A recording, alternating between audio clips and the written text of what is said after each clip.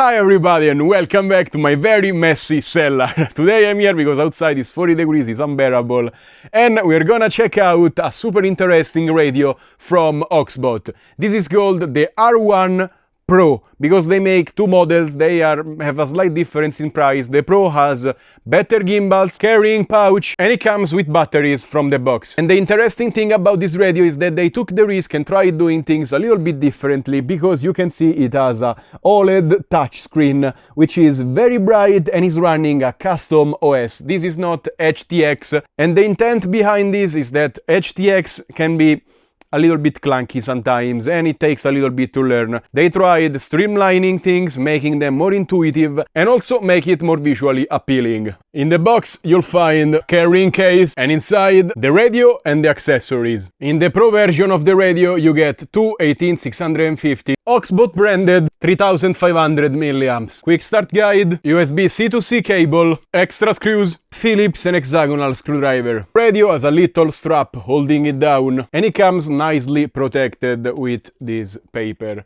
And it has everything written on it. And also the gimbals have little stickers to remove. You will find the little knobs at the back. To install the batteries, open the back cover, and inside this compartment you also get access to the gimbal adjustments. It comes in mode 2, but you can switch it and also adjust the springiness, the firmness, everything how you like it. Maybe it feels slightly springier than I like, but I feel like I can work with it, and it's super smooth. Let's turn it on and check out the beautiful screen. I'm gonna go with English, then we have to calibrate the stick. And super nice that you get a tutorial on how to navigate the interface. The radio is quite small, which I like a lot because it's more portable. It doesn't have a screen protruding at the top. It's nice that they put it here. And for reference, this is a DJI controller, and basically they are the same size. But this is like 3 times the weight. It feels so much more denser than this glorified Bluetooth controller. The construction is incredibly solid. It doesn't creak at all, super strong. You have a decent selection of switches. Latching one at the back and a momentary on the other side. 2 position switches and 2 3-position. Your trims are right here, and you have the on and back button. At the top you have a USB-C port that's used for quick charging first, for connecting to a simulator, and also it comes with a super cool function because you can take any drone you want, connect the flight controller of the drone to your radio, and connect your radio to the SpeedyB app, so you can remotely change Betaflight parameters straight from your phone, even if the drone doesn't have Bluetooth. It uses the one from the radio. It comes with a module bay at the back, so you can connect external transmitters, but also you can see it comes with a purple heatsink because it has an internal ExpressLRS 2.4 GHz 500 mW maximum transmitter.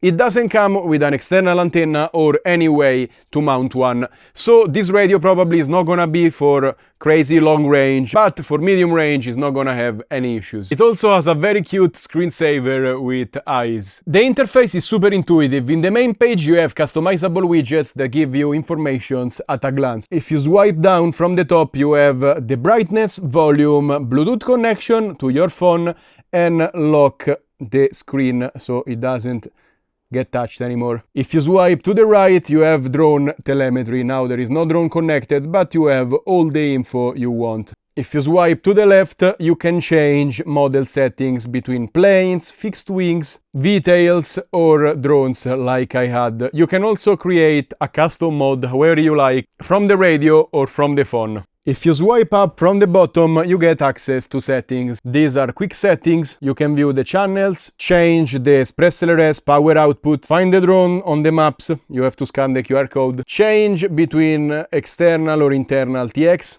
You have ExpressLRS settings. This is basically like the Lua script you have on EdgeTX. You can change the settings and also turn on the Wi-Fi of the module to update it and bind your drone, but you can do it even from the main page. If you swipe again while in the settings, you get general settings. You can go a little bit deeper inside the channels and change stuff just like on other more granular radios. You can change language. Now they have to, but more are coming. They just launched it, they need to update it. Calibrate the sticks just like it did at the startup, and change flight mode between left or right throttle. You can turn on the screensaver I showed you before. Use a throttle safety switch you need to assign so you have an extra safety before being able to give throttle. Assign different voices to different stick actions. You don't have they are fine, but you don't have too many of them. And at the moment, there is no way of importing voice packs. So you need to do with what they give you. And this is max volume. It's not too strong, and also it doesn't have a vibration motor. I was flying before and I had to really pay attention to it. If you use it in a noisy environment, you're not gonna be able to hear it too much. I wish they added a little vibration at least so I could be notified. In the reminders section you only have the battery voltage. They will need to update the firmware and populate all of the settings. Swiping again, you have the about section with the firmware number and the firmware update. I am currently at the latest firmware. Flying with this radio feels really nice, and also you have these widgets with the GPS status and the battery. It's really nice and good looking. You have a lot of stats on this other page. Very nice. And if your drone has GPS and you lose it, you can click here and it will display a QR code. You can scan it and it will open the last position of the drone on the maps so you can find it back. I just came back from flying and I felt right at home with this because I use small radios and I use my thumbs, so this is perfect for me. I am used to the DJI radio, which I use for convenience, most of all not because it's a good radio, but it does what you need to do. I use the record button at the back, which is convenient, and you cannot get it from any other. I don't wanna go snuggling with my goggles. But my thumbs felt very nice in here. The gimbals feel probably better. Maybe I'm biased. I know they are better. The drone was feeling very precise, I have to say. Maybe it was the drone, because I also tested a new drone, so I don't have a reference point. I just am not used to the switch, but with a few flights, if they are gonna snap in, no problem. And you have kind of the same going on at the back as you have here, so if I remap them, I can get something similar. I feel like this radio is very good and probably is gonna get even better with firmware updates, but already it does what it's supposed to do and I'm not looking for much else because this radio doesn't talk to me, doesn't do anything really, and so I'm not used to have much info on the radio, and even this for me I am minimalistic. So a radio, I just have to turn it on, bind, it has to work, and this does that. Of course, it's not a pro level radio, it doesn't have all of the controls or of the switches, and all of the granularity as well that EdgeTX has. But if you are minimalistic, if you don't care about having to watch instructions every time you want to do something, this can be a good radio.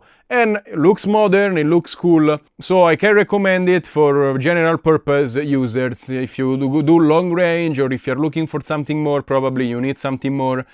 And if Oxbot wants to make a Pro Max version of this radio, I have a couple of suggestions. The first one is adding an external antenna and possibly a dual band one with dual band transmitter, so we can have 900 and 2.4 GHz, and add a couple of potentiometers. So if I have a gimbal or a servo on the drone, I can control it smoothly. And look at this, super cool. I'm totally aware that the regular FPV community is not very happy with proprietary software, but sometimes you just want things to work easily and don't have to spend 3 days understanding on how to make them work. Sometimes you don't need the extra complexity. So this answers to that question and I'm happy that it exists. And that's all for today. As always, remember to like, subscribe and comment on this video. Let me know what do you think about this super interesting radio. If you wanna buy something, check out the links in the description below because clicking on them you help my channel a lot. And as always, stay safe and happy flying. Bye!